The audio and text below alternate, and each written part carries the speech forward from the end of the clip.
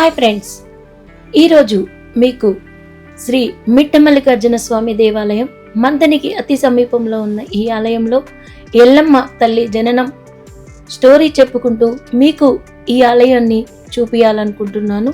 మరి ఈ చిన్న మా ప్రయత్నాన్ని మీరు ముందుండి నడిపిస్తారని, ఒక లైక్, కామెంట్, షేర్ చేస్తారని కోరుకుంటూ మరి ఇక వీడియోలోకి వెళ్దామా?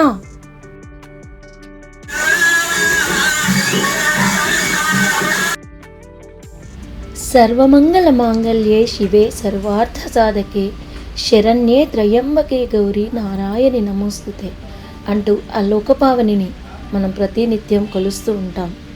మరి భూలోకంలో ప్రజలు కరువుతో, పంటలు లేక, తినడానికి భోజనం కూడా దొరకక, కరువు కాటకాలతో పిల్లలని కూడా అన్నం పెట్టి పెంచుకోలేక డొక్కలు ఎండిపోయి బాధలు పడుతూ, అమ్మా పరమేశ్వరి, లోకాల నీళ్ళే తల్లి, నీ బిడ్డల్ని ఆదుకో తల్లి పరమేశ్వరి అని దేవతలకు మొరపెట్టుకున్న సమయంలో కాంచాల మర్రి చెట్టు కింద కలియాప చెట్ల నడుమ 7 పోగుల పుట్టలోన మన ఎల్లమ్మ ఏడుస్తూ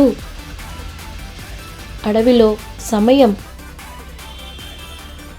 మించిపోయిన తరుణంలో పక్షులకి, జంతువులకి, పంచభూతాలకి దద్దరిల్లేలా ఏడుస్తూ చిన్న పాప ఏడుపు వినబడింది.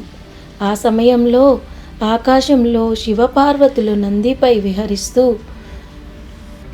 ఆ పాప ఏడుపు వినబడి ఆ పుట్ట వద్దకు వచ్చి పార్వతీ పరమేశ్వరుల పాప ఎక్కడా అని వెతకసాగారు.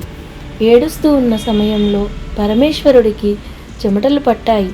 ఎక్కడా ఈ పాప ఏడుపు వినిపిస్తుంది, పాప కనిపించట్లేదే అంటూ పార్వతీదేవి పరమేశ్వరుడి చెమటలు తుడిచి ఒక ఎర్రటి బట్టని పుట్ట వద్ద పరిచి వేడుకుంటారు పార్వతీ పరమేశ్వరులు. అప్పుడు పుట్టలో ఉన్న పాప ఎర్రటి గుడ్డలో ప్రత్యక్షమై కనిపిస్తుంది.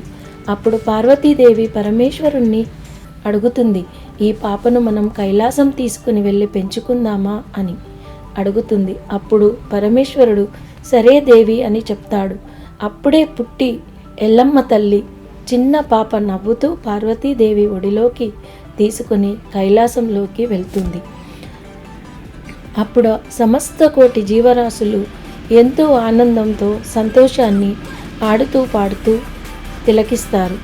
మరి ఎల్లమ్మ తల్లి జననం స్టోరీ ఎలా ఉంది మీరు ఒక కామెంట్ రూపంలో చెప్తూ, మరి ప్లీజ్ లైక్, షేర్, సబ్స్క్రైబ్ కూడా చేస్తారని కోరుకుంటూ మరిన్ని వీడియోలతో మీ ముందుకు వస్తాం. కళ్యాణి కుక్కడపు ఛానల్.